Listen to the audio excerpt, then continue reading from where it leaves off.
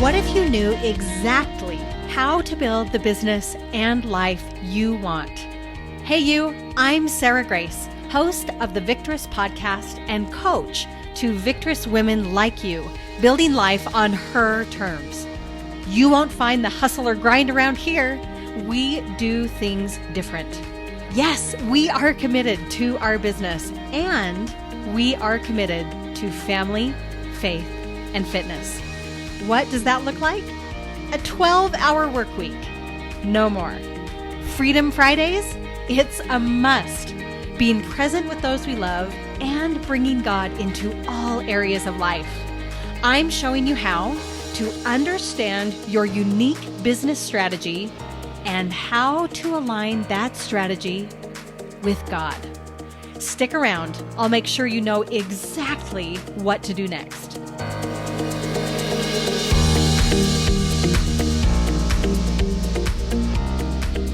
Hey you, this is Sarah. Welcome back to the podcast, and it is interview day. And I have got a double dose of awesomeness for you guys today. I was sitting here looking through the podcast feed and I thought, I wish I could find someone that could take the overwhelm out of marketing in a business. Because goodness gracious, when you hear the word marketing, what are the words that come to your brain? Is it like overwhelm? I'm unqualified. I don't know how to be authentic and grow a following. I mean, all the scary words kind of stare you in the face. And I look back that in the middle of quarantine, I got invited to this little small group kind of ladies' night online kind of an experience. And who else was in the room was one of these amazing women here named Raechel. They are from BrightZebra Marketing. This is Raechel and Ashley, and they are the masters of marketing. And the thing I love most about you ladies, I gotta say, is the fact that you don't mince words when it comes to effective marketing. Does that surprise you that I say that? No, that's not at all. Brand, so it means it's working.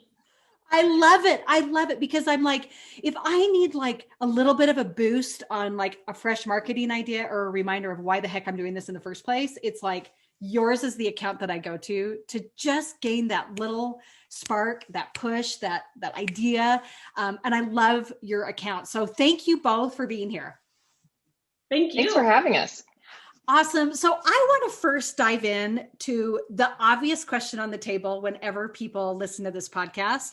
And that is the fact that you are women, you're Latter-day Saints, and you are in business. Okay. There is no secret on this podcast that we are trying to forge the way for women to do more in the business space. And this has been surrounded by this framework we've been talking about on the podcast called The Heroine's Journey, which if you haven't listened to, dive into it so you can know what these amazing ladies are talking about. But I know that has resonated with you specifically, Raechel, and we can dive in with you as well, Ashley. Raechel, what are some of the things that have stood out to you specifically about The Heroine's Journey and how it relates to you being in business?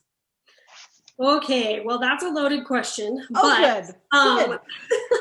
So you should know I have an English degree and I am obsessed with the hero's journey. I wrote a thesis on it in my senior year of college about the hero's journey gone wrong and how that creates a villain. Super interesting. Anyway, so I'm like very into it. And so when I saw that you did a podcast on the heroine's journey, I was like, what? I need to listen to that right now because I'm mad. I did not think of it myself. I'm so mad. Anyway. Oh man, let's collab. Let's talk about this. So you're the expert in the hero's journey, which is so familiar. Oh my God. It is so familiar. Yes. Anyway, so, but you know what? Like, it's just so, on the one hand, you feel like, wait, why is our journey different than a man's? Why can't it be the same? And then on the other hand, you're like, yeah, it's different. Yeah, because we're women. Yes. And at least that's how I am. And then when I listened to you describing the different phases, I thought, wow, this is so true for me. And one of the things that stood out to me specifically was the idea of being on the mountain. Oh, yeah. And I was like, I texted Ashley and I'm like, I feel like we're like halfway up the mountain. And sometimes we look down and we're like, man, it'd be great to go back on the path. Yes. I'm dying. Yes, back to comfort, right? Back to comfort. Yeah, like sometimes we look down and we're like, "Ooh, I'm tired of climbing this mountain. Can I please maybe just go back down to where, maybe we should have gone that way." But then I remember I'm on the mountain, and if I just keep climbing, what's at the top, you know? Mm. So anyway, those are the things that stood out to me, and I'm just, and I love, actually the other part was the idea of needing to reach out to other women in the process. This is a game changer, Raechel, and this is actually going to dive into some other things I really want to dig in with you and Ashley about. Is that the heroine prioritizes allies long before she prioritizes a guide.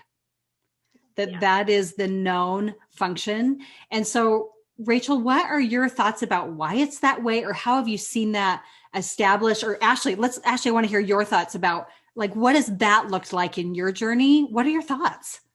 Yeah, I think that, I mean, especially the older I get and the more, more networking is really important to me and friendships are more important to me. That has just grown. You consider early life, Raechel and I have talked about our childhoods in depth, right? Of course. And I think as our journey to becoming entrepreneurs, we found that the community is so important, right? Even just in our journeys with motherhood, right? Community is so critical for a woman. And I think often the community becomes harder for a man as they get older, and it almost becomes maybe easier for women. At least that's the way I feel. The other thing that I think is really interesting about the heroine's journey is the identification with the masculine. We've had lots of conversations about that, rejecting what we think is feminine and maybe identifying more with masculine things. Or what we think is masculine. And even between me and Raechel, like being a writer, for example, I also have an English degree. That feels very feminine to me. But for Raechel, she doesn't identify with that as being feminine, at least in our previous conversation. So I think it's interesting, an individual journey about what you identify with, feminine versus masculine, and then how that differs from other people. Even in our partnership, right? We're very similar, but we have different views on that point of the heroine's journey. I love that so much, Ashley. And I love how you brought in this idea that, like, not everybody identifies. We can sit here and do a chart that says masculine, feminine, and we can give you an idea, but the ability to discuss this and dig deep and do the work to say, what do I identify with? Where are those barriers? Because making money for some women is not a barrier. Okay. Speaking up for some women is not a barrier. And that doesn't mean it's a barrier for everyone, but there is some form of an identity barrier in there. What are your thoughts, Raechel? Yeah. So in speaking about going out and finding allies, I think what really stands out to me about that is I feel I'm very introverted, and I'm not shy. I can talk all day, but I'm introverted. And I often just try to do things alone. That's just kind of who I am. I would actually prefer to do it alone most of the time, because then I can do it the right way and my way and all the things, whatever. Right. But but when I was thinking about starting this business, BrightZebra Marketing, I had previously been running a different business, an art business, and I knew it wasn't going to scale. And I had lots of reasons for why I wanted a business that would scale. And I was sitting in the bathtub thinking, what do I have to offer the world that could scale? And I had a series of events that led up to me deciding on this, and me really feeling like this is the thing. And I immediately thought of Ashley. Ashley and I had been friends for several years, co-workers to begin with in the corporate world where we both had careers. And I reached out to her. We went to lunch and I was like, so I'm going to do this. Do you want to come? And she was like, yes, I do. And that was me reaching out to an ally, because honestly, starting a business by myself felt so daunting. Mm-hmm. And doing it together, I felt like with Ashley's skills and my skills and the two of us together, we're unstoppable. Let's do this. Oh, I love that. And Raechel, don't you feel like when you look at, like, specifically Mulan, I think of specifically Mulan in the sense that you kind of want that affirmation that you're not the weirdo. Like you want someone to sit by you and say, you're okay. I get you. Like, I understand you because of that earlier stage of I am the outsider. I imagine Mary, she was the ultimate outsider, right? The Savior's mother, and Elizabeth became this ally to her. that they were both pregnant and both had these amazing callings. And it was like, I just want to know that it's okay that I'm scared about this. And I don't know how to raise this boy. Like I can imagine, I want to peek in on those conversations on the value of an ally. Now I want to dive in, Ashley, specifically with you, because while you guys started off as allies, you are now business partners, like legit business partners. And there are some pretty massive challenges that come from partnerships. Okay. Dave Ramsey himself says that the only, what does he say? The only ship that sinks is a partnership. Ooh. I know, brutal, right? Okay. Welcome to the podcast. Yeah. So glad you're here. Okay. Well, that's advice from a man. Right. It is so different with women, right? Okay. So it's fascinating because when I have this little wonderful group that helps me prepare for podcast interviews like this. And the bulk of the questions were about what are the sticky parts of a partnership and what are the victories that you guys have been able to establish here between you two? Well, I mean, I do think what Raechel and I have is unique, but I highly recommend a partnership to anyone that asks us that, especially, Instagram or whatever. Because like Raechel said earlier, it makes it less lonely. I've heard even Susan Peterson of Freshly Picked talk about that, how entrepreneurship is very lonely. But I don't feel lonely with Raechel. I have another business that I run in parallel, and I feel lonely in that business. I think if you are in a partnership, it's like being in a marriage, right? Raechel's my work wife. Yes. And sometimes it's like we did have a business coach, and sometimes that's like going to couples therapy in a way, right? We both have different opinions and ideas. But I think that, even from the beginning, Raechel and I just had a good understanding of, we both know what our strengths are. We both know what our weaknesses are. And I think we're both really good at the give and take. So, I mean, if anyone's considering a partnership, I would have a lot of those conversations up front and make sure you know that person really well. I think it's very fulfilling, I think. What are specific things that they should talk about if they are thinking of entering? Like, what do those tough conversations look like? I think, we had a lot of conversations about roles and responsibilities, who's responsible for what. And a lot of that, we do overlap in, but it's clear that we overlap. So we need to have a discussion before we move forward on a decision. So I think that's a really good piece of advice as far as what to do. Also, having a partnership agreement is really critical. There are a lot of legal issues later if you decide to separate, so those things can be outlined in a partnership agreement. One of the things Raechel and I talked about at the beginning was what do we do if one of us wants to not do this anymore? We want to make sure it's amicable. We don't want to, we also have a friendship that goes deeper and longer than our business partnership. So we want to make sure that we, stay friends, right? So a lot of those, having that business hat on and that legal hat on and having that separate, I think can really help provide a good opportunity for your partnership, a good path forward. Would you be willing, Raechel, I'm going to pick on you for a minute. Would you be willing to expose what one of the bigger challenges has been within a partnership? I know that is so blunt, and I think it's important to unveil the challenges that arise in something that is so on the forefront of people's minds. What has been something you guys have had to work through? Well, I will put it this way. And this kind of answers your previous question as well. Trust is the number one need. You do not go into business with someone that you do not trust with your life. Just don't do it. Just don't do it. Because then you will always have that worry in the back of your mind. What if this person screws me over? And even if you don't want to think it, you'll still think it. So with Ashley and I, we had some long conversations about like the way that we trust each other before we decided to go into business. We had the benefit of we worked together as coworkers before very closely. And that's how we developed our original friendship. So we knew that we worked really well together. We knew that we had similar skill sets that would work together in a business like this. It wouldn't work if Ashley and I weren't both marketers, right? So at least not for us both to be participating in coaching and things like that. We would have had to take a different route, like you're the CFO and I'm the face or something like that. But for us to do this the way we wanted to do it, we needed to kind of talk through some of those things. I think challenges arise for us because we both are doing this in addition to other jobs.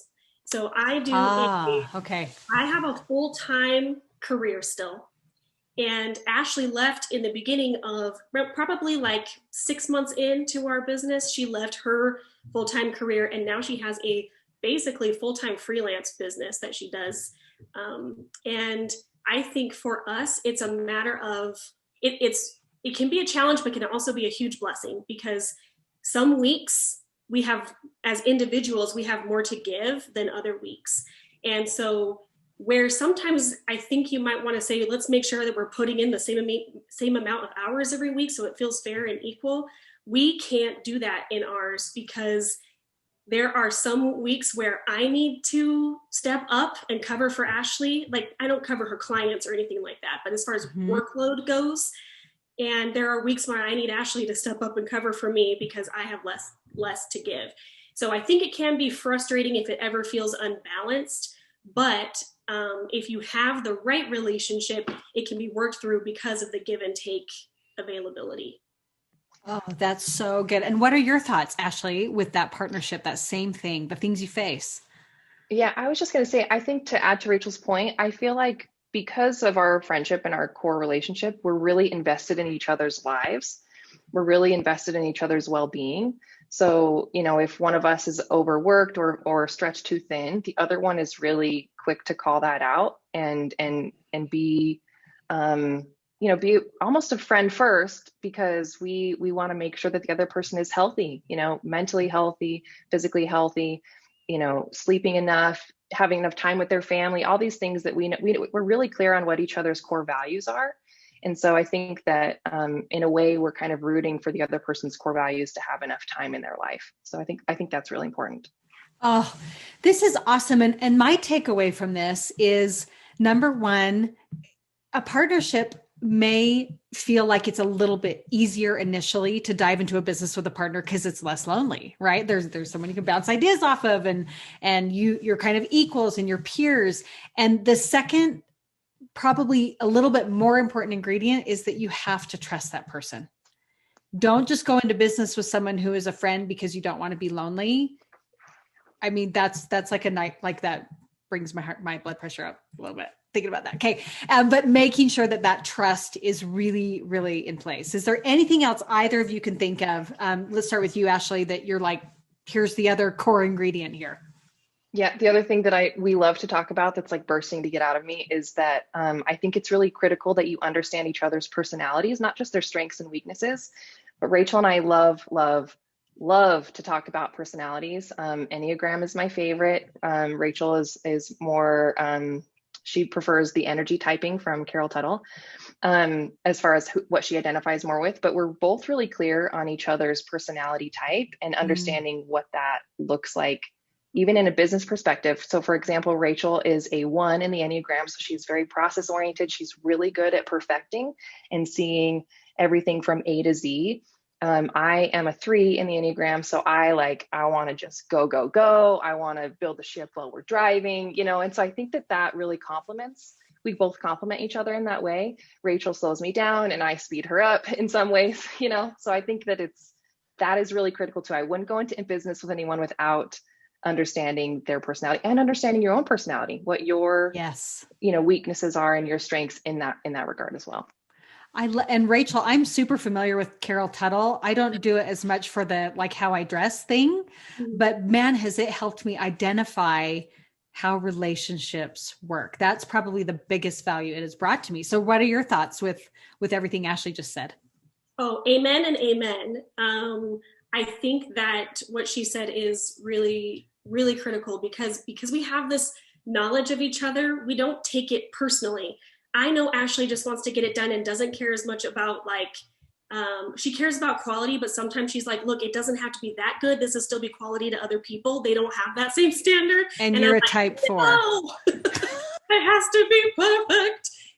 So we are able to talk through those things because we know where each of us is coming from, a desire to create excellent quality for our customers, but also to get things out and move on for our business. You know what I mean? And just like the I don't know, yin and yang there as far as working through those. I honestly think that helps us so much because we know and respect where the other person is coming from and that that's her nature.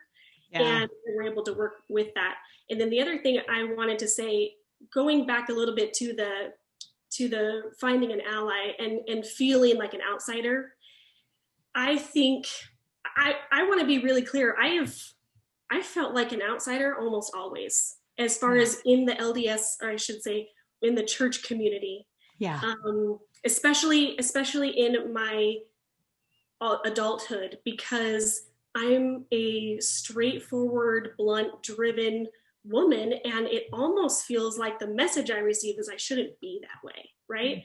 And then I wanted to pursue a career. I didn't get married till I was 26. I already had an established career. I already loved it. I already got so much value from it. And I'm so grateful that I took that path. And I didn't have a child until 5 years later when I was 31. And I don't have the same life as a lot of the women around me. I don't. And I often just feel like I don't feel super judged, but I feel like there's a disconnect in being able to relate to each other, even though we can still relate as mothers, we can still relate as women, as members of the church. There's still lots of ways that we can relate, but nobody gets me like Ashley gets me, because she is similar in that way. So she is, honestly, I have very few close friends who have had a career like I've had, and who have had to grapple with the questions of what do I do now that I have a son and I don't want to give up my career, but this isn't working great. This isn't working the way I want it to work. And Ashley and I are both so passionate about, we need to normalize that this can work and that it is possible. And it doesn't mean you're not a good mother if you're not with your children all the time, right? Or if you're not the one who's keeping your house clean, or whatever the things is that we've kind of culturally been taught is the place of a woman, but isn't really truthfully the place of a woman. It's not the thing that maybe matters the most. So I think that finding people in your life, especially in business, who can relate to you, and finding that tribe, whether it's a business partner or otherwise, is very critical to our mental health and to us being able to push through a lot of the pain and otherness that comes from taking this path of business. Oh, I love this. I love this so much. And some of the things you're talking about make me think of the whole concept that you kind of find what you're trying to prove. So if you feel like, I've talked on the podcast, I've always felt like I'm not a finisher, that I've struggled to finish things, right? It started with a mission and all sorts of things. And that I found evidences of it everywhere once I had defined that about myself. And I love how, Raechel, you're talking about these elements of like, I need to just challenge and open my idea on what God wants me to be. Yes. What he wants me to be. And Jennifer Finlayson-Fife, who I interviewed a couple of years ago, said the most amazing thing about how our heavenly parents have become who they are because they fought for knowledge. It didn't come from being stagnant. It came from, and I don't love the word challenge because it sounds like fighting to me for some reason, but they've addressed, what is a woman? What does God want me to be? Who am I supposed to be? They've challenged those ideas of identity, and that has allowed them to become there, instead of we're just riding the conveyor belt up to, the kingdom. Like that's not, I mean, we kind of chuckle even thinking about that element. So I love how you say, I have felt like an outsider. And I know that there are moms out there, that I've got neighbors that are raising the kids and doing all the things, who also feel like outsiders. Like we are all feeling it. And isn't that the coolest thing, that we can actually relate, because we all feel like we're the odd one out, regardless of what we're doing. Yes. And I think the thing that I've done so much soul searching, especially when I was younger and newly married, so much soul searching to figure out my place as a woman in the church, and also as just who I am and what God wants me to be. I've always tried to make decisions based off of what felt right and confirmation from the Lord. And it's taken me on this path. And I think the most important thing that I've learned that brings me so much comfort is we are not all meant here to be here on this earth having the same experience. We are meant to have a different experience because we are unique and we need different experiences to become who Heavenly Father and Heavenly Mother need us to become. And that knowledge helps me persevere through when things feel hard. And helps you support others Yes. who are doing their thing. And spoiler alert, this is coming up on the podcast, but it's my favorite verse of all time. It's a verse about King Benjamin and when his people all pray together. And to summarize it, they are basically praying that they and those who have left the faith will be granted the experiences that will allow them to become closer to Jesus Christ. They are not praying for them to come back to church. They are not praying for them to, resolve this deep issue. They said, just give them whatever experiences will bring them to that. And I'm like, business is my experience, right? Marketing is your experience. A partnership is part of your experience to help you become closer to the Savior. Like, it's just the tool. It's just the vehicle. And we're all doing our own little drives in our own little vehicles. And I love that you guys really take that stance of cheering each other on and making it work. You got my heart going. This is so good. This is so good. Okay. So can we dive into actually what you guys are absolute experts at besides being a partnership? I think that's brilliant. You also are experts at marketing. And this is fascinating and very vulnerable for me because I'm the systems girl, right? I teach people how to build machines that can help them become profitable and scale. And like, that's my thing. And the reality is, I've just got to say it, funnels are not marketing. Mm-hmm. Okay. Can you believe that the funnel girl just said that? I just said it. Okay. Funnels are not a form of marketing. Okay. What you guys do is marketing. So can you talk specifically to those who feel like marketing is something they need a degree for and they are in total overwhelm? Ashley, what is your message to them as the marketing queen here on the podcast? Where do they start? Yeah. Well, I would say, first of all, Raechel and I both have English degrees, bachelor's degrees in English. I do have an MBA, but I think I learned most of my marketing expertise on the job and outside of that MBA, honestly.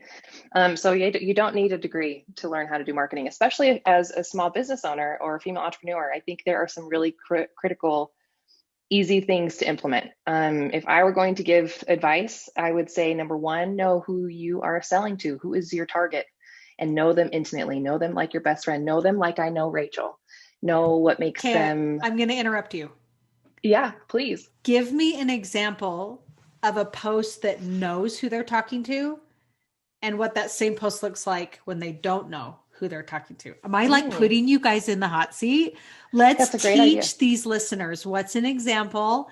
Raechel, we'll start with you. Ashley, give us another example as well. Go, Raechel. Yes, I can do this off the cuff because I see this so often. And it is one of the things I work with a lot of my clients on. If you are writing your Instagram posts, for example, that in a way that is me first, I did this, I had this experience, let me tell you about this story about me, and that's how you lead in, you are not talking to your audience, you are writing a diary. You're writing a journal, and they're just there to read your journal. If you are talking to your audience, you will direct it to them first. I call this a you sandwich.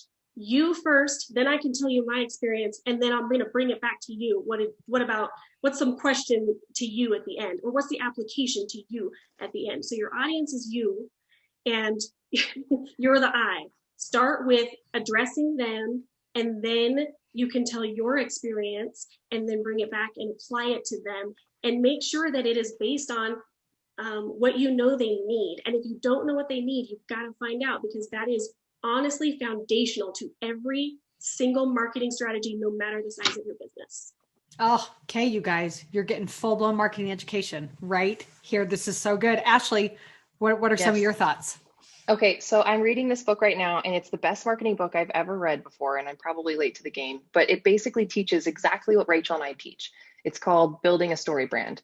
And it talks about the hero's journey in relation to how to market your business, right? And if you are talking, like Raechel said, me, you're positioning yourself as the hero or the heroine, and you can't have two in a story. So your customer is not the hero or the heroine, and they're just an onlooker, right?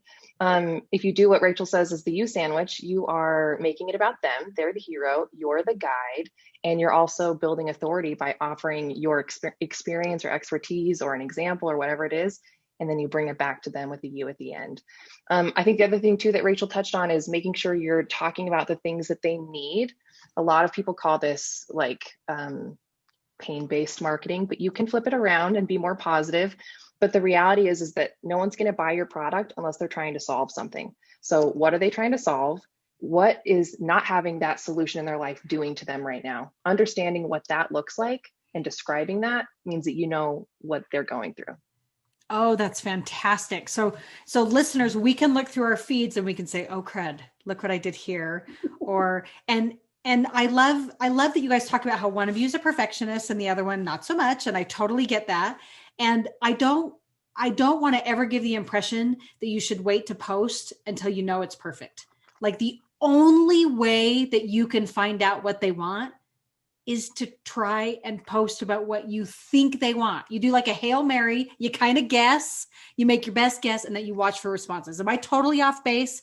I'm not the marketing queen. Raechel, dive in. What do you think? You are not off base. In fact, this is probably one of the number one pain points that we see is that women are overthinking every single post. And then that keeps them from posting at all. And what is more important to me than you having a perfect post is you posting consistently every day. Because that is what helps you nurture. Even if your content isn't perfect, the value is there. That helps you nurture. That helps you see what's working, what's not working. That helps you stay in the practice of getting engagement. And that's very important as far as building an Instagram business. And so I would so much rather you just post it and move on than worry about if it's perfect. But if you want to make sure that it is aimed at your audience, then just gut check, does this speak to what they need? Oh, Raechel, like maybe we're not so far off base, me being the systems girl and you being the marketing team. Because that one of the things that I tell them to do is that you have to publish in some form every single day. And you see benefits of it with like data collection on what does it mean? And are we discovering what they want? And I see a huge value in it because I think it helps you find your voice. It like gets all the garbage out a little bit and it refines it. And you start to feel the confidence of who you are and what you're talking about and verbalizing instead of like the blank cursor up on the screen, which is our biggest enemy, right? When we're trying to write something, there's huge benefits there. So Ashley, let's dive into even more. Can we just dive into mistakes that you see and how you can help these entrepreneurs like get the ball rolling so that we're not overthinking it, like Raechel said? Yeah, I think the second thing I would say, and I'm just going to quote the same book, if you confuse, you lose. If it's not clear what you do or what you're offering, then people will not buy. It's people need that call to action. Again, we're going to harken back to the heroine's journey or the hero's journey, right? You need to feel called to do something. You have to ask your audience to buy, to click here, to download this freebie, to save this post. And make it super clear what it is that you're offering. We see a lot of mistakes. We do audits on all of our customers or anyone that works with us, our clients or anyone that works with us.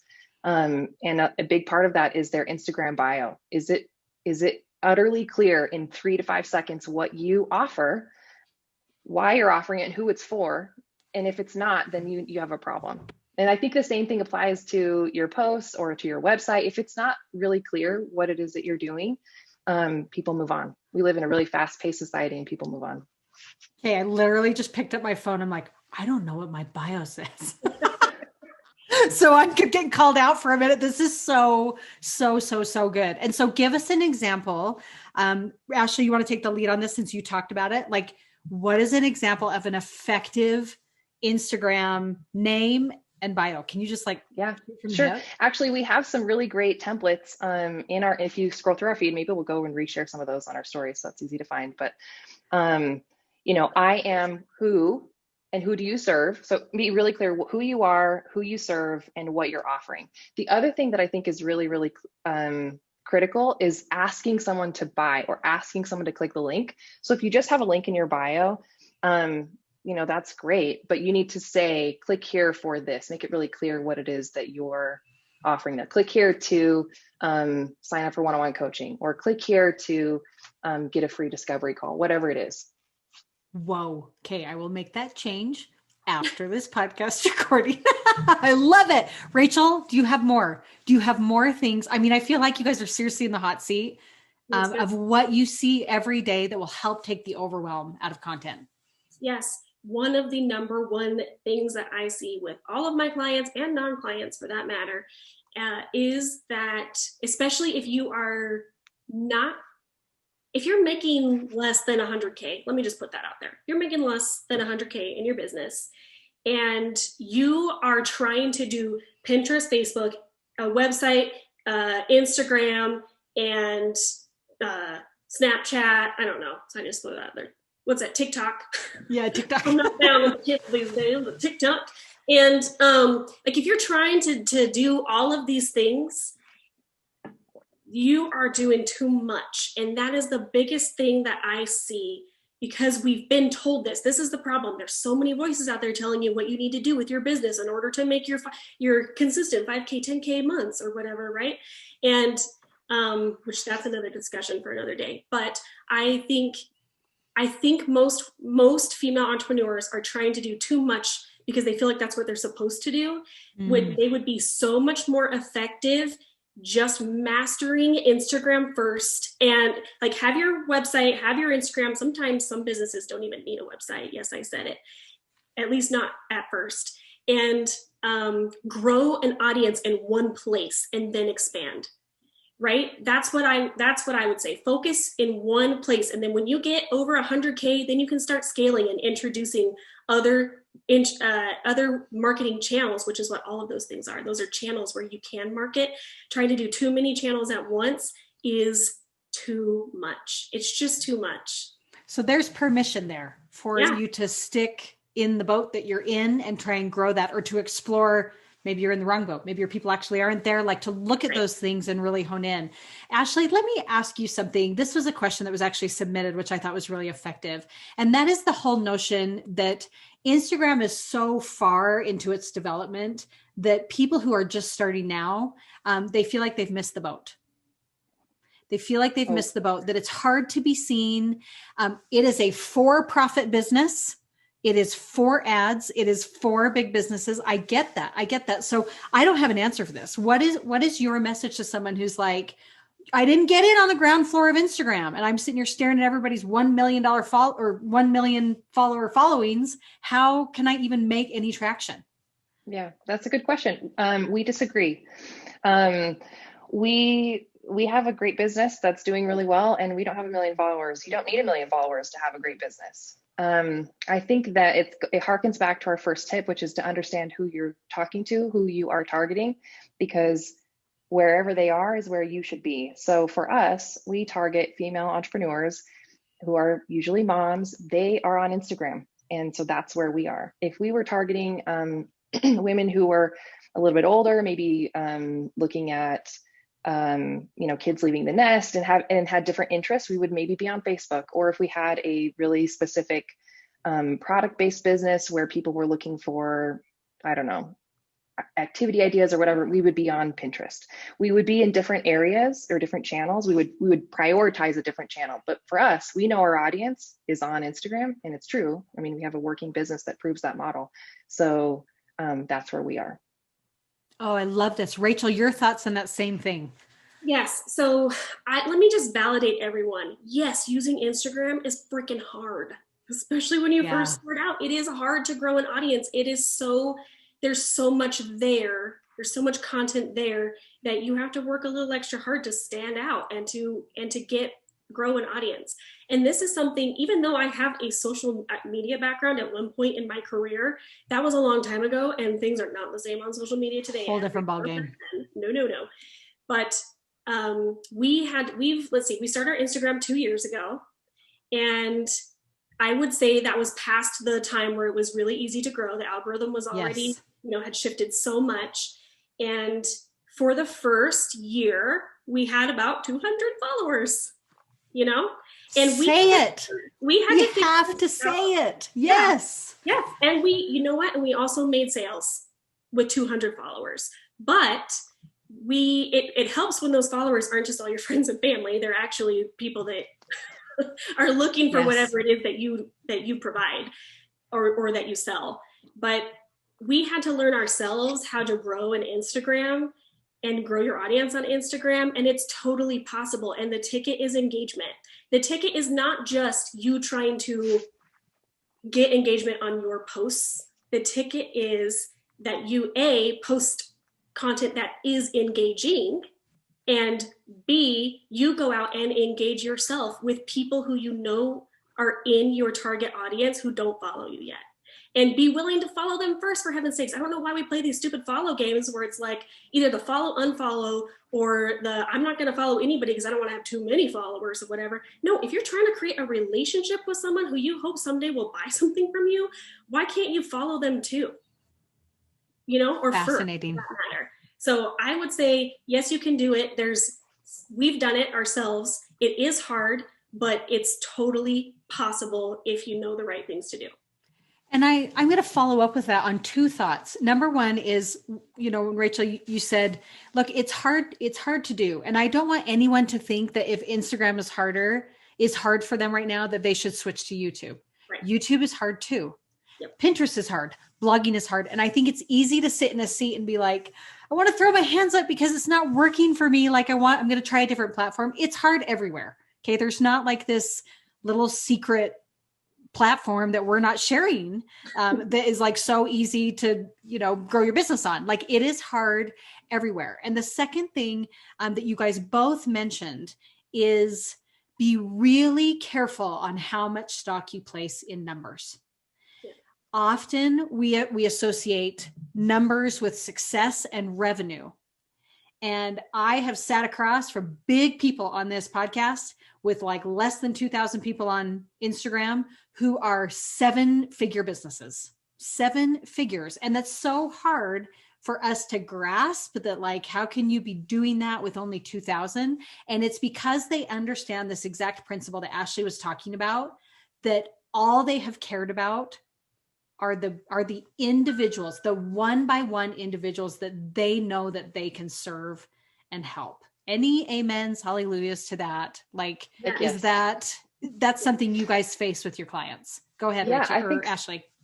Yes, I think so. And I think the other thing too about that is that you need to focus on that person, right? That one-to-one, but focus on what you can provide to them that they can use right away. I think that's another, if we're going to just go down the line, if we're down to like advice point number 3, a really critical piece of marketing is providing value to your customer who's not a customer yet. So, and that's one of the things Raechel and I really value. We have a big background in what they call content marketing in the enterprise world. And that is it's completely based on giving a lead something that they could put in action today. And then it's building your authority as the business. So when they do have budget or they're ready to buy, they come back to you. And that's all about nurturing that relationship and providing value. And you can do that on any channel, right? But I think if your channel is Instagram, you do that in stories by providing value, not just having that your hero story just in stories. You do that in posts, making them savable and shareable. You do that in your highlights. You do that in your biography, in your bio, right? Making it really clear for what they need to do and their next steps. So I think if you are focusing on providing value, and a lot of people struggle with, what does that mean, provide value? Provide something to them, some information that you have that they don't have, that they can use today, right? Something actionable that they can do today. This is good. And can I ask you the elephant in the room that I know my people are asking is the fear of sharing too much, or you guys are laughing because this is a common thing. Okay. How do we decide what to share for free versus but this is part of my paid class. You guys get paid to help people market. So how do you dare teach people how to market online? Raechel, tackle it. I was just going to say this. Oh, give perfect. away more than you're comfortable with. That's the secret. Give away more than you're comfortable with. Because let me tell you, especially on Instagram is very unique in that you can actually, without even having a website, you can do your entire customer journey, or some would call that a sales funnel, but you can do your entire customer journey, which is go get people who are unaware of your brand and bring them in, right, to be your follower, to your audience, nurture your audience, and then convert them into customers, all on Instagram using the different tools that Instagram provides. And that's the secret to using Instagram correctly for your business.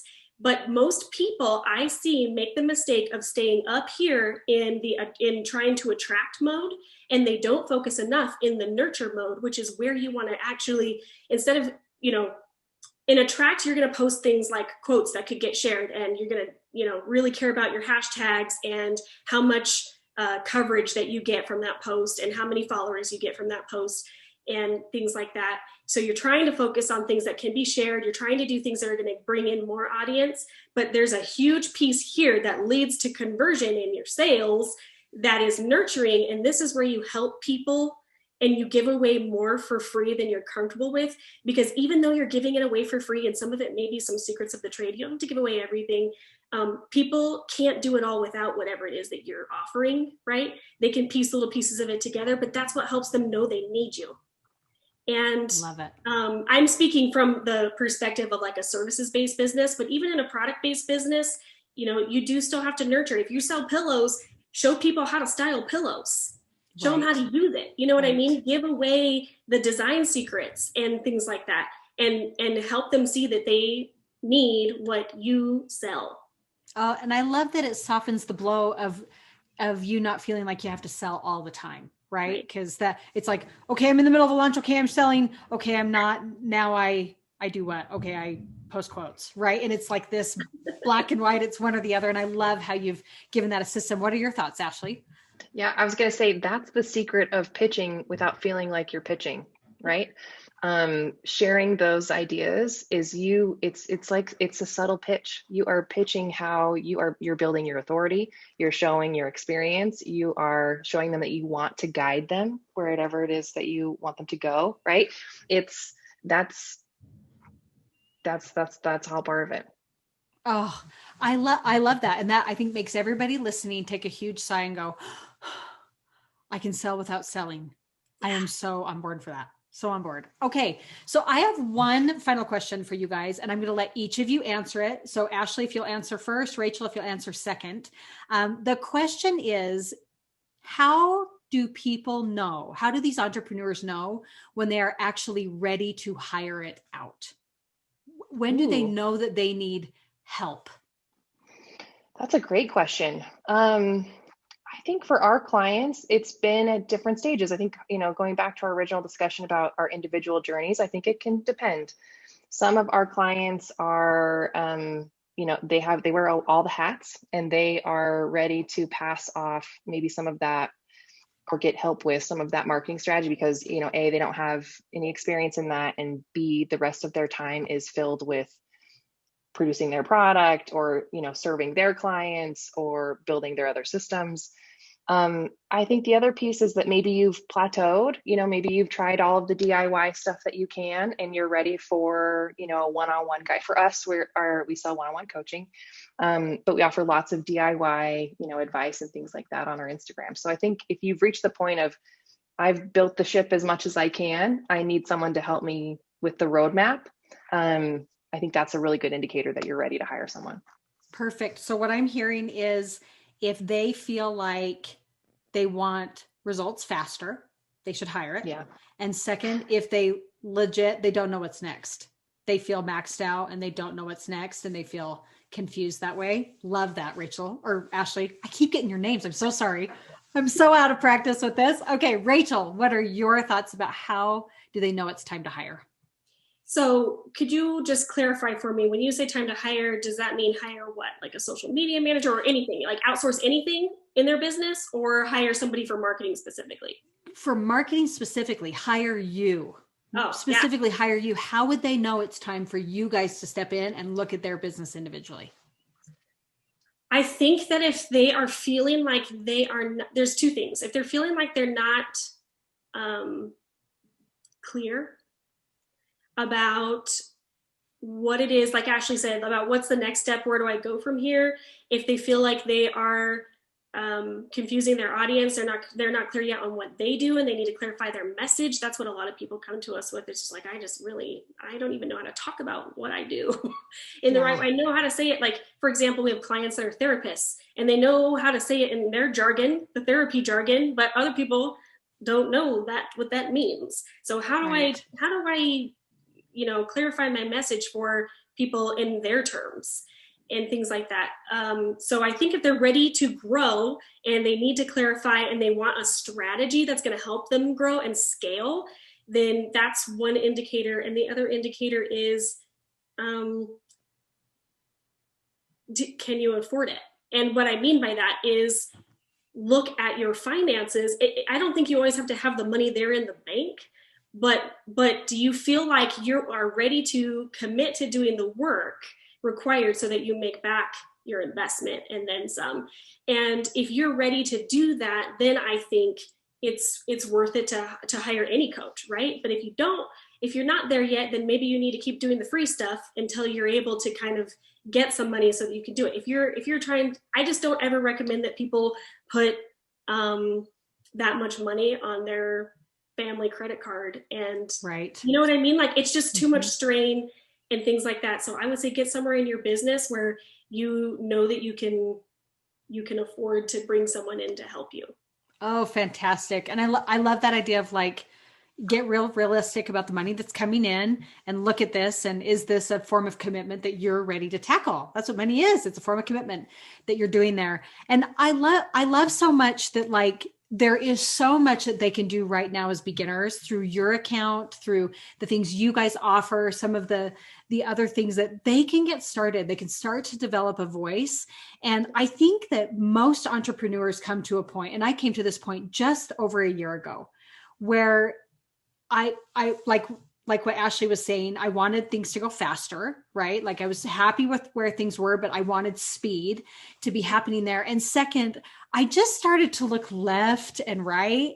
And I started to feel like it was so easy for every other industry, right? It was like, oh, it's so easy to try and grow a business with fashion. Oh, it seems so easy that if you're doing children's toys, that like it just explodes. And when you start to feel like, and let's quote this, the outsider, that you just can't gain clarity where you are because it seems easy in every other avenue besides yours, it is time for a coach. It is time for a coach because I can coach my amazing one-on-one clients every single day. And it's so clear to me, like direction and ideas and motivation and like, let's go. And then I go to my coach the next day and I'm like, oh, I don't know what I'm doing. And we have that kind of an experience. So would you say that's a pretty valid sign that it's time to hire this stuff out? Yes. Or if you're in a place in your business where you haven't, like maybe you have scaled but you haven't really hired anything out for your marketing yet, and you're still wearing that hat yourself, and you need someone who's going to come in and step in and be like a marketing director for your business, and you plan to start hiring that out, you need someone to help you solidify that strategy and help you know how to scale. I would say that would be the next piece of it. Oh, I love it. You guys, Ashley and Raechel, you've been amazing. Absolutely amazing. I had to bring in the perfect the perfect team to come in here and show that this is something that we can do, that these tools, God-given, no doubt that these tools online are hugely effective and that marketing doesn't need to be a big, scary thing. So I'm going to leave it to you, Raechel, and then you, Ashley, to give one final message to our amazing women who have a tad bit of fear on doing this big business thing. What are your parting words with them? For me, this is something that's been on my mind a lot, and it's something that I have the privilege of experiencing as a one-on-one marketing coach with several of our clients are also members of the church, and I get to feel the spirit in our calls, and I get to see women having revelation about what they should do with their business and where they should take it. And we do an exercise in our one-on-one program where we in the very beginning focus on helping you find your why, or even just articulate your why. And when we arrive there, I feel the spirit, and it almost always moves me to tears. And that is how I know that if you are feeling called to do something like this, even though it's very scary and it can be very overwhelming, and you can feel alone, and you can feel like you don't know how to climb this mountain by yourself. If you are feeling called to do this thing, I think you can trust, I know you can trust that this is something that this is a gift that Heavenly Father has given you. And the second piece of this is, I'm starting to realize that this is how we participate in the gathering. And this is what we are being asked to do in this day, is to participate in the gathering of Israel. And what I'm seeing are women who are starting businesses, or not even businesses, but like an Instagram account where you share goodness, or, you know, whatever. Maybe you're not even selling, but you feel like you want to share your voice and you want to talk about your testimony or the gospel or being a mom and whatever. These things connect us together. And you'd be surprised how many women, their real why has something to do with connection. And I believe there's this, in fact, if you don't mind, I want to read this real quick because this is really important. This is from A Plea to My Sisters by President Nelson, before he was president of the church, but right before. He said,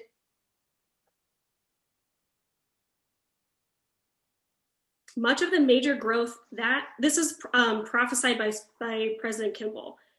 Much of the major growth that is coming to the church in the last days will come because many of the good women of the world will be drawn to the church in large numbers. This will happen to the degree that women of the church reflect righteousness and articulateness in their lives, and to the degree that the women of the church are seen as distinct and different in happy ways from the women of the world. And I think you shared that before on your podcast, but to me, this is the brethren pleading with us to step up. And not only that, but like reach out our arms to other women by going out on social media and sharing either your message or your talent or your business or whatever it is. We are bringing other women in, and we're literally like, as a hen, you know, bringing in her chickens. This is what we are doing. This is us participating in our own way in the gathering, and it's an important work. So when you feel scared, hold on to that, because you can absolutely know that you can receive revelation on where to take this. Awesome, Raechel. My heart's on fire. Absolutely awesome. Ashley, what are your thoughts? Yeah, I would just quickly close and say, you know, we sign a lot of our emails, you know, we're rooting for you, we're cheering for you. If you're looking for a community, we want to be part of your community. We're here and waiting with open arms. So if you are feeling like an outsider and you are feeling lonely, we can be your partners. You know, we can be your champions, and you know, we're here for you. We believe in women in business and independence and all the things. So you'll find good company with us. Oh, my word. Ashley and Raechel, I think there were deeper reasons why you were supposed to be here. I'm like, yeah, no, get some marketing tips. And it just goes so much further with the work that you guys do. And I will close this interview just by highlighting that talk that we've talked about, A Plea to My Sisters. I think it was a pivotal moment in our faith's history when that talk came out, and when women heard words that they had never associated with who they are meant to be. And so as listeners, you know, you can look to the examples of Ashley and Raechel here and the efforts that they're making according to their gifts and talents, and find yours too. Find yours too, and use these ideas and their gifts and talents to help get your gifts and talents out there. So both of you, Ashley and Raechel, thank you so much for joining me on the podcast today. Thanks. Thank you. Hey you, thanks for listening to the Victorous Podcast. You can find us on Instagram at Sarah Grace Live. You can also find us on YouTube under the same name. If what you listened to today really, really resonated with you, would you rate and review it for us, please? That is the biggest, most important thing that you could do to show your support for the message that we're sharing here. So glad to have you as part of the Victorous Podcast community. The Victorous Podcast is written, produced by me, Sarah Grace, edited by Raechel Johnston, and spread across social media by Mikkel Davis and Brittany Jones. Super grateful for the Sarah Grace Live team.